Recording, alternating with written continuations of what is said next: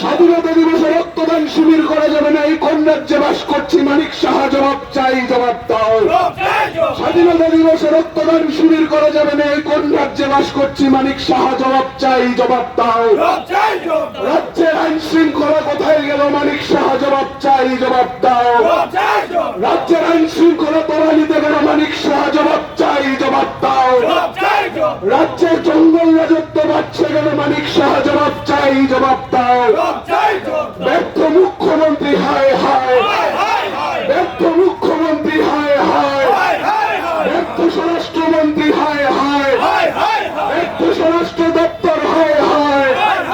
প্রকাশ্য দিবালোকে রক্তদান শিবিরে আক্রমণ হয় মুখ্যমন্ত্রী হায় হায়। প্রকাশ্য দিবালোকে রক্তদান শিবিরে আক্রমণ হয় মুখ্যমন্ত্রী হায় হায়। প্রকাশ্য দিবালোকে রক্তদান শিবিরে আক্রমণ হয় অদ্ভুত মুখ্যমন্ত্রী হায় হায়। গতকাল স্বাধীনতা দিবসের পতাকা উত্তোলনের কর্মসূচি এবং রক্তদান শিবিরের কর্মসূচি বানচাল করতে গুন্ডার ভূমিকায় অবতীর্ণ হয়েছিল। গতকাল 15ই আগস্ট স্বাধীনতা দিবসে বীর সেনানীদের স্মৃতির প্রতি শ্রদ্ধা জানিয়ে ডুকলি এলাকায় সেখানকার স্থানীয় যুবকরা ডিওয়াইএফআইয়ের রাজ্য সম্পাদক নবারুণ দেবের বাড়িকে কেন্দ্র করে পতাকা উত্তোলনের কর্মসূচি এবং রক্তদান শিবিরের আয়োজন করেছিল।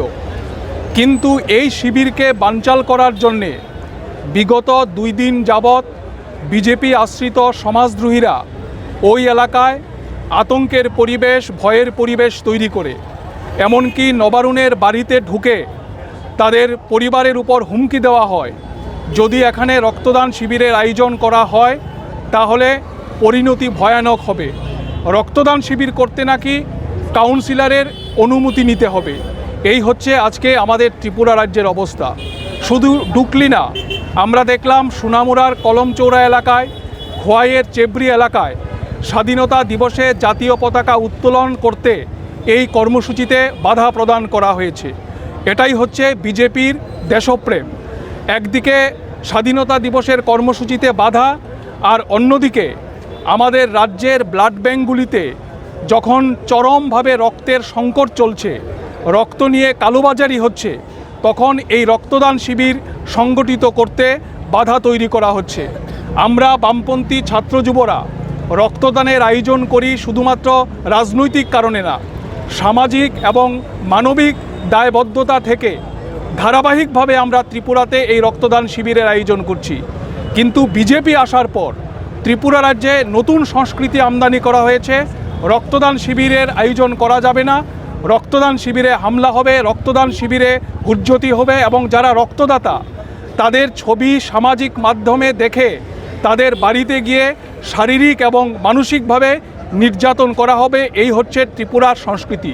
ফলে আমরা আজকে ডিওয়াইএফআই, টিওয়াইএফ, এসএফআই এবং টিএসইউ এই 4টি ছাত্র যুব সংগঠনের আহ্বানে রাজ্য জুড়ে যে নৈরাজ্যের পরিবেশ তৈরি করা হয়েছে, দেশপ্রেমের নামে আজকে যে গোপনে গোপনে দেশদ্রোহিতার পতাকা এই বিজেপি বহন করছে, এটা নিয়ে রাজ্য জুড়ে আমরা আজ এবং আগামীকাল বিক্ষোভ কর্মসূচির ডাক দিয়েছি।